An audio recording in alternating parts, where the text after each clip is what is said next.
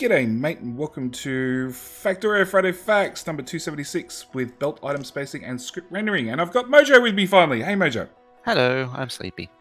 Yeah, it's like 11:30, 11 o'clock for us again. It's late. Yes. So this Friday Facts, we've got belt spacing, which is really, really cool and we all care about, and script rendering, which 5% of the community who might actually write mods gives a damn about, pretty much. Yeah, we were actually just trying to figure out where that was being used, because I can't think of any examples right now. And funnily enough, Muppet, one of the members of the community who has written mods, has used it once, and that's the only reason I know about it. But belt item spacing, which is probably the most important. This is a big deal. It is, and it's only been a requested feature for 2 years. Only 2 years? Well, the history books don't go back further than that, so... Yeah, that's true. Yeah. So, one suggestion that came up with the Friday Facts 266, which is where they took our pickaxe away from us, was that we adjust the belt throughput from its unfriendly 33.3 items per second, 13.33 items per second, to up to 15. So the belt throughput is determined by two variables: how far the belt moves per tick and how much space there is between each item. There's a visual requirement: belts move only one inch number of pixels every tick, so that's 1, 2, or 3 pixels for a transport belt, fast belt, and a blue belt. This means the only allowed Express way... Blue belt, yellow belt, red belt, blue belt. I just love how you went from one style to the other. Yeah, because express is a long word. It is. This means the only 11. allowed change to the transport belts is by changing the spacing between the items. So the spacing is currently 9 pixels, which is an awesome number. Makes perfect sense. And the fact that each tile is 32 pixels, it means 9 is not a factor of 32. Yes. And it explains the odd throughput number. The spacing also leads to some undesirable behavior, such as when using a circuit network to read the belt contents. Sometimes the belt can fit 8 items, sometimes it can only fit 6, and the count will fluctuate between the two. And we've got a lovely belt counter here that is fluctuating between 6 and 8, which is this is something that actually has been annoying me for a long time for measuring compressed belts. It's just having it toggle between the two. Well, you have to average it out. I played with circuit conditions on belts in like 13. And back then, you could only set it to greater than, less than, or equals for a combinator. So there was no equals to or greater than, because that didn't come until 15 or 16. Yes. Yeah, one of those two. I actually think that came in 15. So I would try, and I tried back then to learn the circuit conditions, because I understand how powerful it is and what it can do. Admittedly, greater than or equal to is just this. Is greater than -1 or greater than +1. It's just shifted by one number. Yeah, but greater than 5 worked. Greater than 6 obviously didn't work, because sometimes it only had 6 items on the belt and things would break. Therein lied the fundamental problem. Yeah, and if you're only counting a half belt, because you've only loaded half belt up, it's greater than 2, which is a really useful number. Because you can't have 3, because it has to equal 3 being half a belt, or 4. And yeah, it did not work. So they've changed it. At this point, it's quite obvious that reducing the spacing to 8 pixels, which is a factor of 32, gives a nice even 15 items per second, which is what we've done for 17. So Hooray! Hooray! Finally. And if you zoom right the way in on this little picture, you'll see that this very bottom little yellow line on this green circuit has disappeared because of the overlap. That's it. Yep. You won't even notice. That's all that's changed. Ever. So, Well, you will change because your line of smelting won't compress a belt in. Well, you won't see the change. There's going to be lots of changes. A lot of changes. And there are... We'll get to that after this bit. But yeah, with the space of 8 pixels, belts now fit exactly 8 items, 4 on each side, so we have a lovely light slit up and works wonders. So, the next step is they're considering tweaking the furnace recipes to match the belt speed, but this is a consideration for another day. So, we've already looked on the forums and... Clone it? V453. Oh, it's V again, was it? 000. Okay. Yes, he actually posted a comment. I've lost it now. Somewhere on the forums. That they were going to change the crafting speed of iron, copper, stone from 3.5 seconds down to 3.2 seconds. Yep. Which means currently we build furnace columns of 48 furnaces. We only need 47 point something, but we make 48, so it's guaranteed to be a fully compressed belt. Yeah, so that means a 48 stone furnaces, which is crafting speed of 1 for yellow belt, I think it was. Yeah. So whereas it's 24. Actually, that might be for blue belt or something. I have to look it up now. Currently it's 48, or it's 47 point something furnaces for a yellow belt's worth. So 48. It should be a multiple of 12. Nope. 24 per side. 48 stone furnaces. Oh yeah, for both sides. Yeah, and it doesn't Did I tell you I'm tired? Yeah, you did. But it means that last furnace doesn't quite work all the time, but you need it there for compression's sake. Yeah, it was always a little bit off. Yeah, but it means with the new change, with them just changing the crafting time down just slightly, it means you'll have 48 furnaces and they'll run all the time. Yes. Which, and everything will be nice and square. Nice and square and neat and high belt throughput, which is great, except it breaks everything else. Yeah, part of the motivation, I think, too, is that to fill up a belt requires even more furnaces. So just to push the work back into the actual factory rather than having to make your smelting even bigger, which is already pretty absurd, as it is like 50% of your factories smelting. And smelting is nothing terribly dramatic. 50% smelting, and then of the remaining 50%, like 30% is green circuits. Yes. Yeah. Or about overall, about 70% is just circuits in general. Yeah. And the rest is science. Yeah. So there's been a lot of comments, and I'm only going to look at the ones from Oleg in my Discord.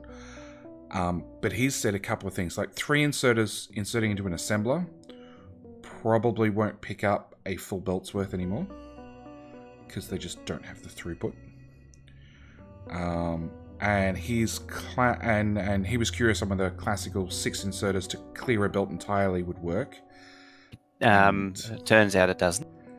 It doesn't. No, it's not. So I checked that out. It doesn't. Not quite fast enough. Yeah, it just barely falls behind. There's the occasional stutter once every few seconds, like 3 or 4 seconds. But for those who min and max like we do, that's important. Yes, that's significant. So I'm curious on whether they're going to speed up inserters to compensate. It also comes back to the question I asked V the other week during the podcast on overall assembler machines, because if they upgrade blue assembler machines from 0.75 to 1, that makes no difference to anything else, because we're all using the assembler machine 3s. But if they don't get any faster, it means a lot of builds that are already like maxed out and produce just over a version 16 blue belt, so 40 items per second, now have to do 45 items per second, and the build can't do 45 items per second. It's not possible. Add beacons? It's already fully beaconed and fully moduled. Right. More faster, then. Well, that's what I'm saying. Like, if that assembly machine becomes a 1.5 machine at crafting speed, then that solves the problems. Might not be able to feed it fast enough with inserters, but that's always going to be an ongoing problem, and that comes down to... Yeah, that's a more fundamental problem. We'll see what happens, because, I mean, all previous builds are now out the window. Yeah, pretty much. Your smelter may stay if they change the smelting speed. If they change that crafting speed. Yeah. So yeah, that was one of the major concerns, and his thought was he's got a green circuit build that does 41 items per second, and blue belt's been 45 now, so that build won't work, and there's no improvement possible because it's fully beaconed, fully beaconed. Yeah, I'll come up with something that's new and better. Admittedly, because of the change of science, it's probably obsolete anyway. Whatever it was crafting. Green circuits, no. Green circuits are still fundamentally part of the game. Yeah, but the amount you need now is different. Yeah, but you're still going to need like. It actually drops by quite a lot. Oh yeah, the changes are massive. I think it was you or him. One of the two of you said it's 10% less ore, but 10% more oil, and it's like on a per assembly machine basis. It's a lot less. You need a lot less Yeah. assemblers. Oh, he would have said that, but with the difference with the oil, and then with the numbers on my base, it's considerably less lanes overall. Yeah, considering less lanes of physical materials, but yeah, one of you two said it was less assemblers overall in the whole factory, which has actually got me really curious because less assemblers means less inserters, means less belts, means bigger factories, which gives us Yep. back more assemblers, more inserters, more belts for the same UPS cost, but more science per minute. Actually, more importantly, most important at all with the speed chain, we're doing testing as well. My train loader, which takes one fully compressed full speed belt, and then splits it out into 4 lanes, doesn't work anymore. No, I'm sad now. so that's going to have to be rebuilt as well. Yeah, so I need something new now. Yeah. So then we've got the script rendering part, and this is by Bilka, and we'll just get through this as quickly as possible. In the last few weeks, I've been working on a system that allows mods to easily render geometric shapes, text, and sprites in the game world. Like many modding features, the implementation of this rendering system was prompted by the modding interface request. When I first saw this request, I doubt its usefulness of adding a whole new API that needs to handle saving and rendering for just one mod author. A few months later, another mod author discovered a new recently added method to create text that was only visible to one player and requested more features for it. Through further discussion with the mod author, it became obvious that they were looking for a system to show some helper text and sprites to only one player. After other mod authors joined in to point out the solutions implemented at the time were not sufficient, the idea of script rendering system was dug out, and again I picked up the task to implement it. One does simply not invent a new system without first finding out what the system should be and how to do it. Here I want to thank the regulars in the mod making of the Factorio Discord. They're great at suggesting features. They're always happy to answer questions about what they render in their mods. I consulted the old modding interface requests on the forums to find out what features were desired, amounting to a total of 12 requests now fulfilled by the new system. Yay! The current implementation of script rendering boasts just 8 different object types. Basic types being line, circle, rectangular, arc, and polygon. Additionally, sprites and lights and text can be shown. One of the main aims was to make the system as flexible as possible, which I achieved by making every single property of the render objects changeable after creation. One example of this was the size and orientation of the sprite could be changed without destroying it and recreating it, which is great for UPS.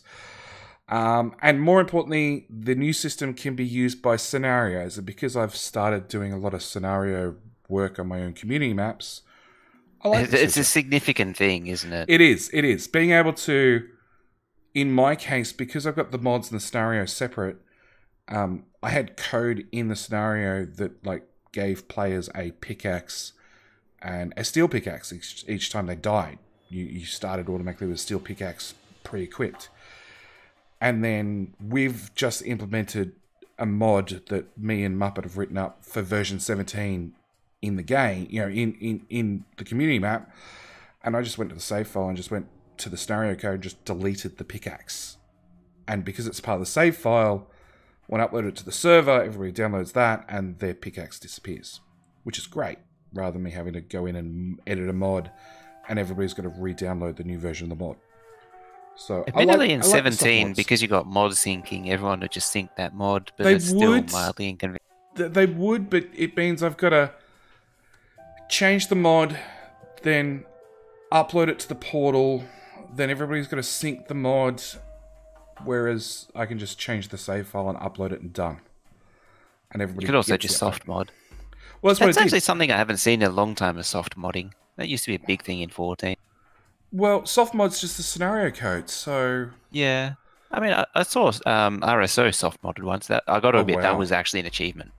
Wow, that's a lot of code to soft mod. I don't even know how they managed to get that to work. No idea. But yeah, it now means we can add pretty things, and... A smiley face will buy it. Yeah, smiley face to a biter. It means, more importantly, that if the biter dies or they add smiley faces to your factory and it's eaten by biters, the sprites disappear automatically. Which is basically this whole paragraph here.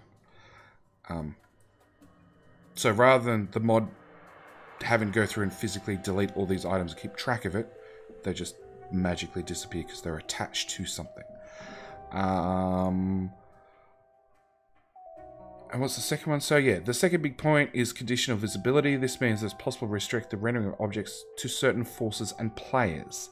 This will be hopefully see use by player mods that promoted the used by the help of mods that promoted the implementation. The condition of visibility has also been requested in the past, where it was handled by something handled as something as simple as won't be implemented because it just had a massive UPS cost. The main reason is the predicted performance impact, adding the player whitelist to so many entities that the base game uses. The performance concern is irrelevant when using a script rendering because it's a completely separate system from the game rendering, and if you don't use the mods, you won't even notice it is there and it won't impact game performance. So there you go. Seems to suggest that even if you do use it, the performance cost won't be significant for the most part for anything sensible. Hopefully. And contained in this little video, I've got to find, oh, there it is